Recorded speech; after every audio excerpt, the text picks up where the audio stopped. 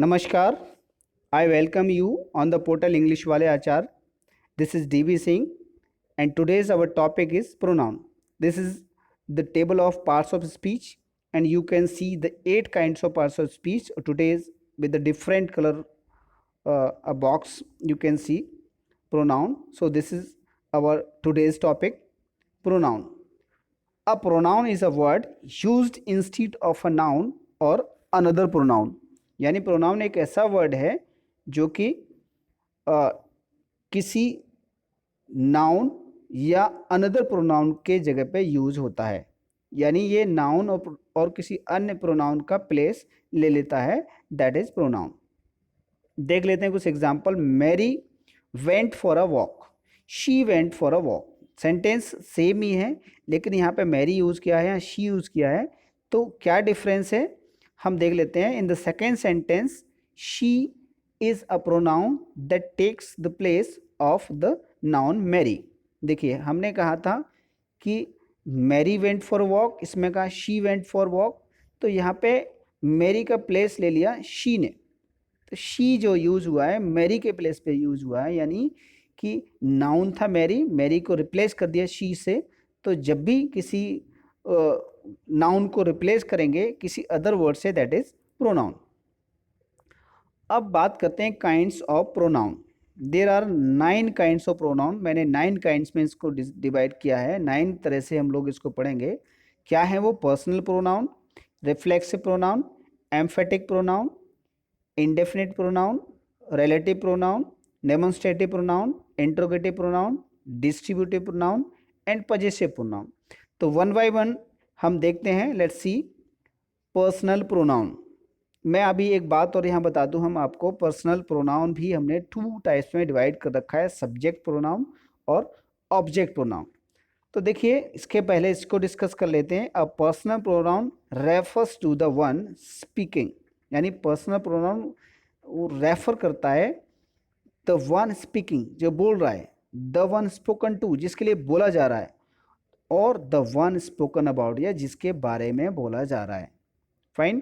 तो देखिए Kiran ate pizza, she was hungry. हम ऐसे भी कह सकते थे इसको, Kiran ate pizza, Kiran was hungry.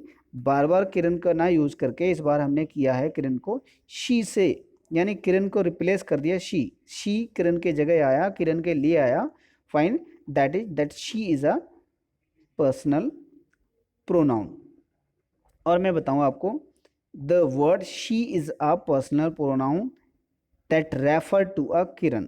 एक पर्सन है किरण, उसके लिए रेफर किया गया शी यहाँ पे पर्सनल प्रोनाउन है.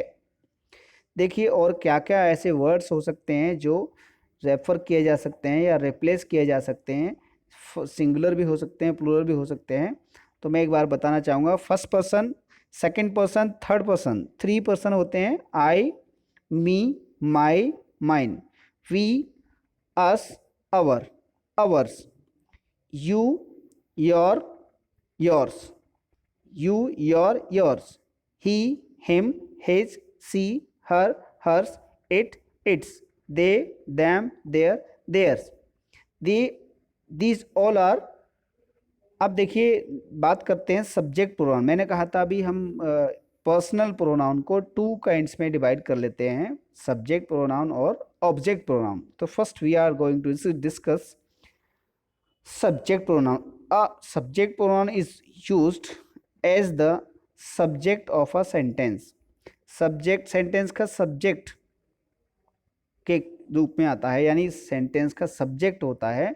सब्जेक्ट की जगह कोई दूसरा वर्ड रिप्लेस कर दिया as a subject, that is subject pronoun. She is my best friend. देखिए कोई लड़की होगी, तो suppose Geeta, Geeta is my best friend. Geeta ने कह के उसको कह दिया, गीता को हमने रिप्लेस कर दिया she is my best friend. तो शी यहाँ पे सब्जेक्ट प्रोनाउन का काम कर रहा है. It is my dog. It यहाँ पे सब्जेक्ट का काम कर रहा है और प्रोनाउन भी है. देखिए does he know the answer.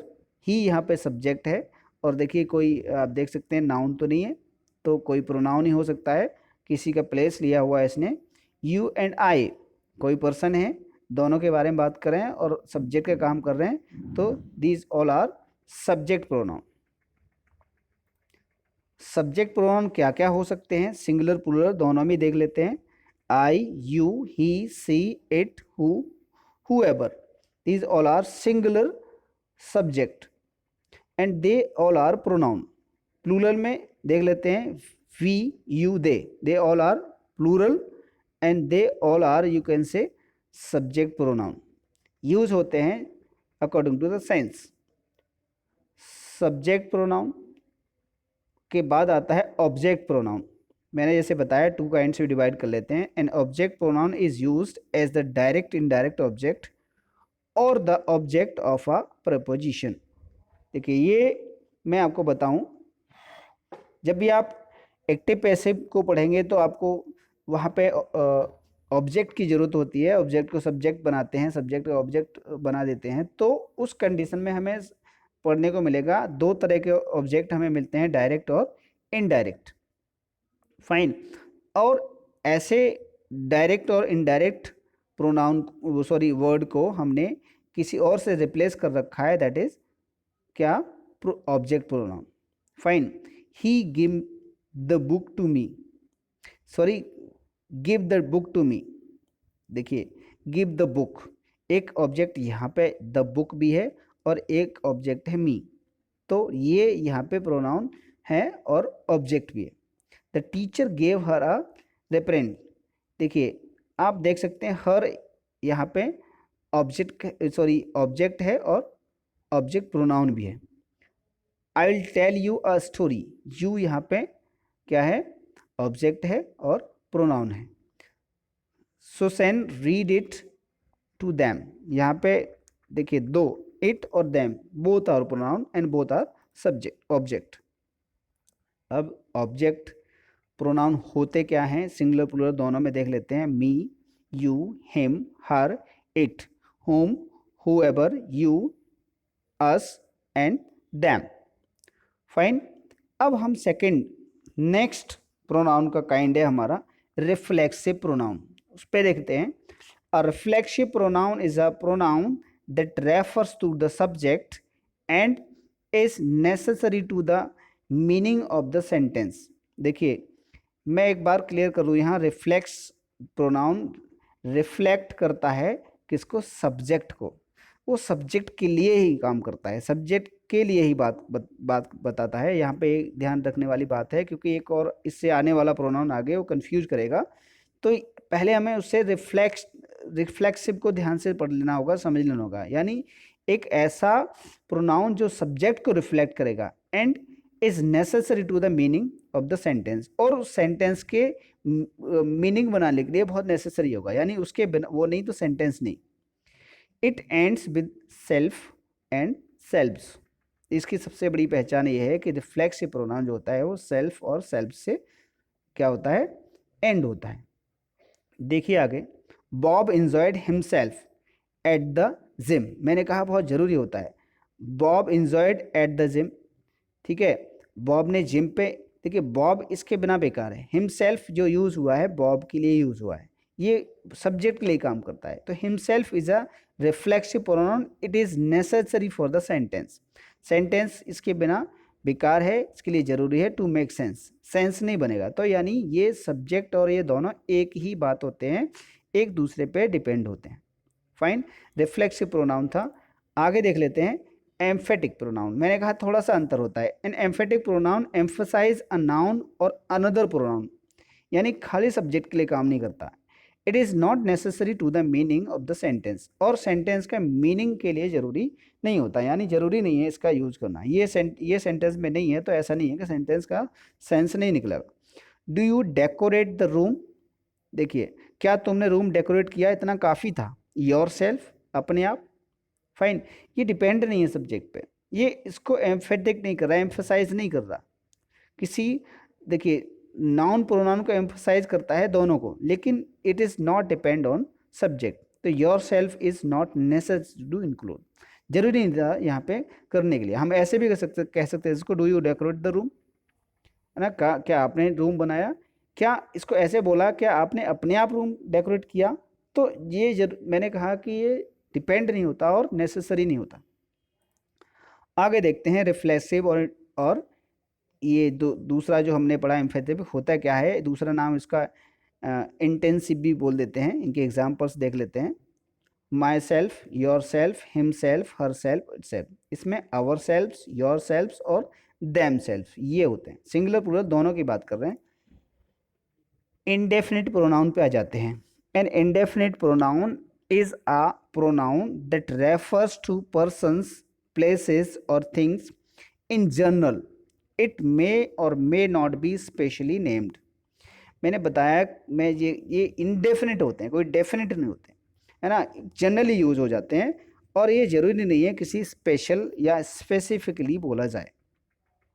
तो someone stole my wallet, someone की बात करें, पता नहीं कौन, है ना, डेफिनेट नहीं है। The word someone is the indefinite pronoun, नहीं पता किसने उसका वॉलेट स्टोल किया, तो जनरली ही यूज होता है, किसी स्पेसिफिकली किसी का इंडिकेट नहीं कर रहे या किसी का नाम नहीं ले रहे। देख लेते हैं कुछ इसके एग्जांपल्स हैं।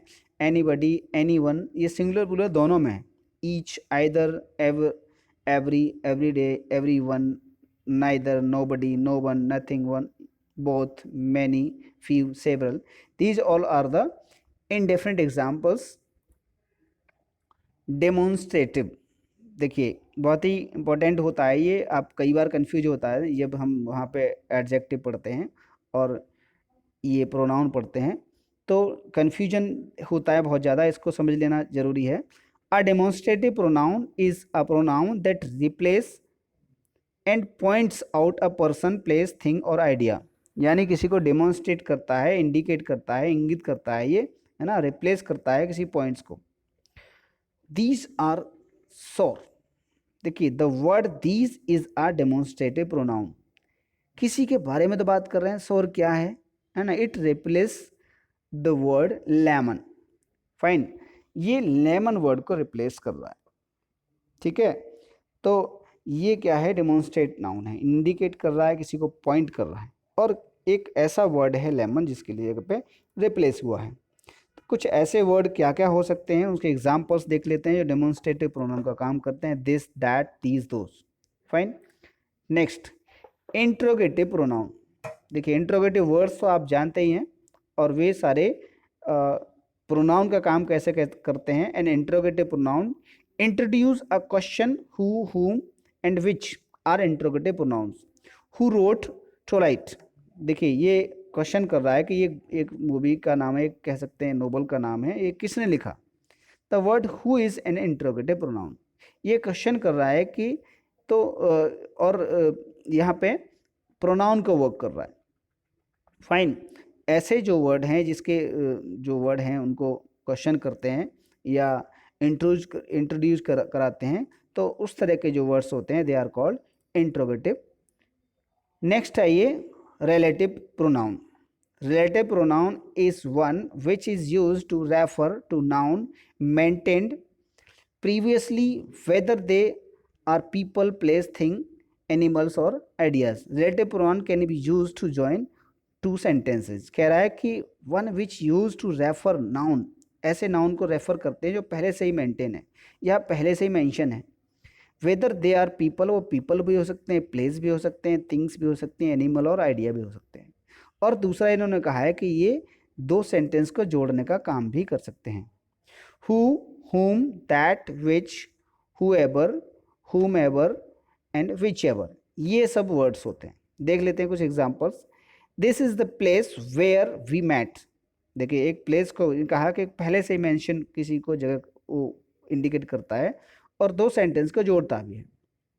तो व्हेन, वेयर एक ऐसी जगह के बता रहे हैं, एक वो जगह है जहाँ पे हम मिले थे, तो उस जगह को इंगित कर रहा है, पॉइंट कर रहा है और दो सेंटेंस को ऐड कर रहा है, जोड़ रहा है। You can choose one person whom ever you like, यहाँ whom ever यहाँ पे प्रोनाउन है। आई हैव अ फ्रेंड, यहाँ पे whose प्रोनाउन है। Cat is annoying, whose cat, यानी I have a friend whose cat is annoying। देखिए कोई है जिसके बारे में whose बोल दिया इसने, यानी पहले से ही मेंशन है जिसके बारे में ये यूज़ किया है, जिसकी जगह पे यूज़ किया है, जिसके लिए यूज़ किया है। This is the book, that every one is talking about, ये वही बुक है जिसके बारे में हर कोई बात कर रहा है। तो दैट वर्ड यहाँ पे क्या है, प्रोनाउन का काम कर रहा है। Distributive pronoun can be defined as a distributive pronoun considers member of a group separately rather than collectively. They include each, any, either, neither and others. कह रहे डिस्ट्रीब्यूटिव प्रोनाउन होता है वो डिस्ट्रीब्यूट करता है, बांट देता है ना, मेंबर्स को, ग्रुप को, या सेपरेटली भी कह देता है ना, तो कलेक्टिवली हो जाता है कई बार। तो ये सारे वर्ड क्या हैं, ईच, एनी, नाइदर, आइदर, ये सब है। देख लीजिए, each of the student have participated in the drama, यानी प्रत्येक, पूरे ग्रुप के लिए बोल दिया। तो ईच वर्ड यहाँ पे क्या है, डिस्ट्रीब्यूटिव प्रोनाउन का पार्ट है। Neither of them pledge well, है ना, नाइदर यहाँ पे प्रोनाउन है। Each one of you will be awarded with bravely award, ये यहाँ पे ईच प्रोनाउन है। Everyone must finish the breakfast, everyone सबके लिए बोल दिया, प्रत्येक के लिए, तो ये यहाँ पे प्रोनाउन है। Either of you can help me in this matter, either यहाँ पर प्रोनाउन है। Neither of you has qualified this exam to go ahead, neither यहाँ प्रोनाउन है। None of our friend went to the Christmas party, none यहाँ पे क्या है, distributive pronoun है। लास्ट बचता है हमारा possessive pronoun. Possessive pronoun include my, mine, our, ours, its, his, her, hers, their, theirs, you and yours. ये सारे वर्ड्स हैं जो पजेसिव प्रोनाउन का पार्ट हैं। These are all words that demonstrate ownership, यानी ओनरशिप दिखाते हैं, है ना, हक जताने वाले वर्ड होते हैं कुछ। If the book belongs to me then it is mine, fine. It is, if the book belongs to her then it is hers. तो ये कुछ ऐसा था, है ना। कुछ इस एग्जाम्पल्स देख लेते हैं। द डॉग इज़ माइन, देखिए ओनरशिप दिखा रहा है, मालिक, ये डॉग मेरा है, यानी मैंने कहा हक जताने वाली बात होती है। द कैट इज़ योर्स, ये तुम्हारी है। The ring is hers, the bag is theirs, the kids are yours and mine, ये बच्चे मेरे और तुम्हारे हैं, हक जताने वाली बात है। The horse is theirs and is paint is flag, fine. तो ये कुछ एग्जाम्पल्स थे पजेसिव प्रोनाउन के, और आई होप, मुझे लगता है कि आपको पसंद आया होगा। Thanks for watching my video. और लास्ट में यही कहूँगा, अगर आपको वीडियो अच्छा लगा तो लाइक करें, कमेंट करें, सब्सक्राइब करना ना भूलें, ताकि नेक्स्ट वीडियो मेरा आपको जब भी अपलोड हो उसका नोटिफिकेशन आपको मिले। Thanks for watching.